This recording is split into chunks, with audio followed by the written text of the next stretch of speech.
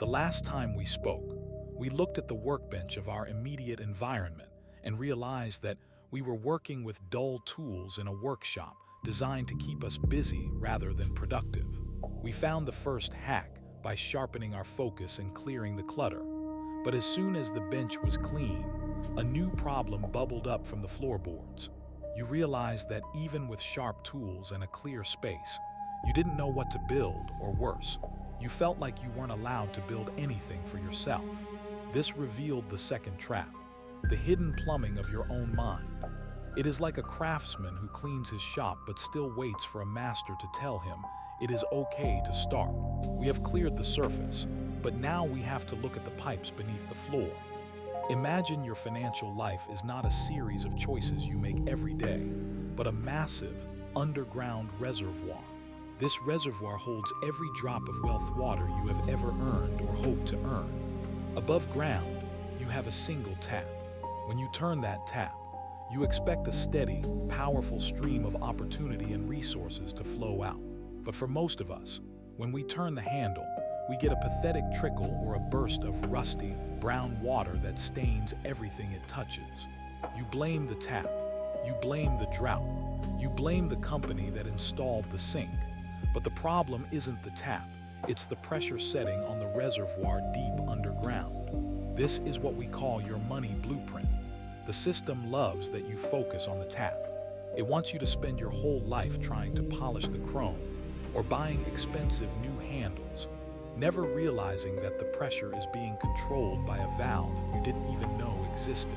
This valve was set when you were a child by people who were just as thirsty as you are now. They told you that water is scarce, that you should be grateful for a cup of mud, and that only greedy people want a full tank. This is the design of the trap. If the system can keep your internal pressure set to survival, you will never have enough force to power the turbines of true freedom. You will stay in the rat race, getting up, going to work, and paying bills in an endless cycle because your internal thermostat is stuck.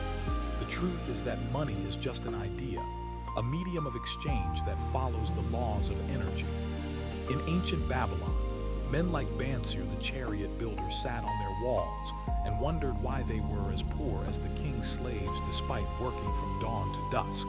They realized that their labor was a trickle because they hadn't learned how to tap into the golden stream of income that flows regardless of physical toil. They were focused on the bucket they were carrying while the rich were building the aqueducts.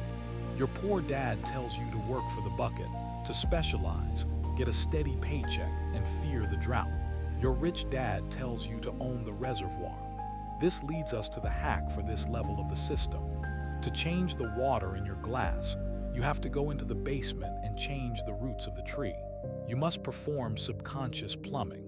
First, you have to identify the leaky files in your head. Those sentences you heard growing up like, "we can't afford it," or "money is the root of all evil." These are the rust in your pipes. When you say, "I can't afford it," your brain stops working, it shuts off the valve. When you ask, "How can I afford it?" you force the pump to start humming. Second, you must understand the law of the tenth. In Babylon, the first cure for a lean purse was to keep 1/10 of everything you earned. This isn't just saving, it is setting the minimum pressure for your reservoir. Most people pay the landlord, the grocer, and the taxman first, leaving themselves with the dregs. You are essentially watering everyone else's garden while your own roots wither.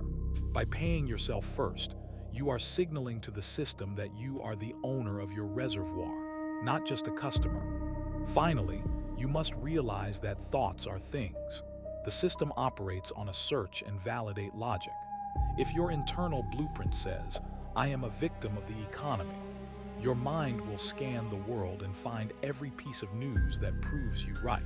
But if you change the printout by changing the program in your mental, emotional, and spiritual worlds, the physical world has no choice but to follow. You are the lead architect of this plumbing. You don't need a miracle.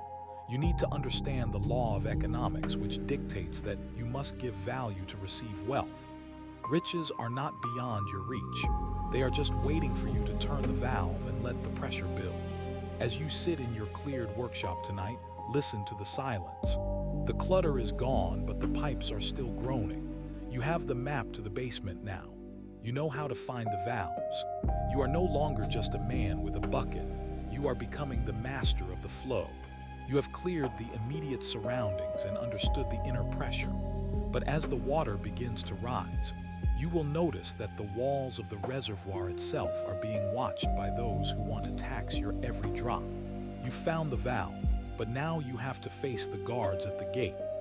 Now that you have discovered the hidden plumbing of your money blueprint and found the exit from the trap of survival thinking, it is time to signal your progress to the rest of the architects. You have reclaimed the pressure valve of your own mind. Comment the power word "reclaim" to show you are taking control of your internal reservoir. In the next 24 hours, I want you to complete one small, physical task to test the seal on your new pipes. Take the first 10% of the next bit of money that enters your hand, no matter how small, and put it in a separate reservoir where no one else can touch it. Do not use it to pay a bill. Do not use it for a treat. Just let it sit there and feel the pressure of your own wealth beginning to build. Stay sharp. The system is watching, but you are the one holding the wrench now.